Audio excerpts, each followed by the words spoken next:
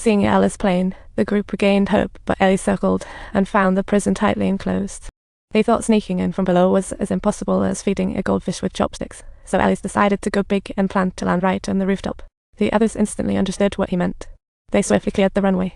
Ellis swooped down like in a pilot test, landing smoothly on the rooftop, but the runway was too short. With power lines as a shield, the plane crashed the wall. About to plummet, basketball star Lou the leap to save the day. With everyone pitching in, they managed to pull the plane back from the brink. After a quick introduction, the survivors asked Ellis if he was there. Ellis sighed. Unfortunately, they too heard the mysterious broadcast about a drifting ship in Alaska.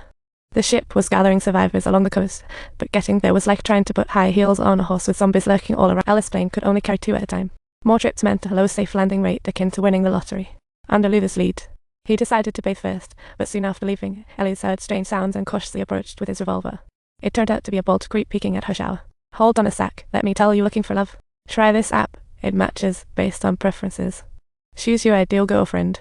Handshake matches you with girls who fit those traits, decent and cultured. It prioritizes girls who like you, boosting match chances. Not robotic, it respects your feelings and brings your favorites. Hope it helps everyone looking for love." An angry Ellis told the bald guy to scram, but he looked terrified. Turns out it was a zombie. Ellis quickly shot it in the head, but the bald guy wasn't so lucky, grabbed by another. Dragged into a tunnel, they rushed to check and found zombies moving. This prison has turned into a playground. They urgently needed to escape. Ellis learned an inmate knew the way out, but in order to get his help, they had to let him out first. Everyone thought he was a risky bet, but Ellis made the daring choice to unlock the cell. As soon as the inmate stepped out, he spotted Claire and realized he was none other than Claire's brother Chris. But Claire, she was still in the dark thanks to her amnesia. A giant creature, wielding a massive axe, rushed towards the prison, creating a nail-biting spectacle. Chris quickly rallied everyone, announcing an armored vehicle behind the gate to escape prison. There was even an armory filled with various weapons. Just then, a loud sound echoed nearby.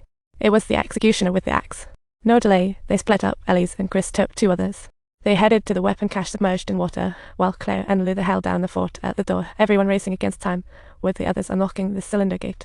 Soon, Ellis swam to the armory door, when a zombie popped out and dragged the woman under. Then waves of zombies surged forth. Surprise, surprise. They not only moved, but could swim too. After a chaotic showdown, the 2 finally reached the armory, which was packed with shiny weapons. Ellis' eyes sparkled like a kid in a candy store, pondering how to sneak away with the plane. Meanwhile, the prison's front gates were no match for the executioner's beastly strength, and they were smashed apart before they barely left.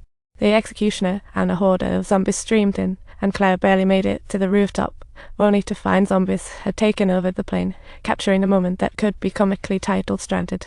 By now, Ellis made it to the rooftop too, but the zombies began firing at him, and with a dramatic flare, they flew off. The group watched the plane fly away, feeling as hopeless as a fish out of water. Meanwhile, zombies stormed the rooftop, and as everyone fired back, they made a hasty retreat toward the elevator, only to find it had gone on strike. With no other choice, Ellis had to cover them and head for the bathroom downstairs. Once everyone squeezed into the elevator, Ellis threw a bomb up to the top, showcasing his secret agent vibes. Using the elevator shaft's water as a cushion, they safely landed downstairs while Ellis faced the swarm of zombies above, completely unfazed. Like a superhero, he tied a wire, tossed the bomb, and jumped off the 100-meter building before zombies caught up. Zombies behind couldn't break, falling from the building. Next, the bomb exploded. Ellis untied wires, elegantly defeating zombies before landing. An altar text. Remaining unchanged for accuracy. Remains unchanged. Noted for clarity. It remains unchanged as is. Remains unchanged. No change. At this point, the 2 caught up and made their way to the sewers.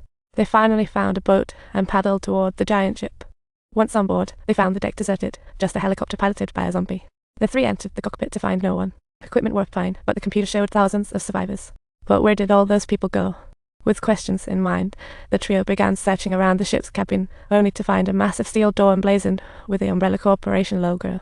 At this sight, Claire recalled before her amnesia they had just arrived in Alaska by plane. What changed?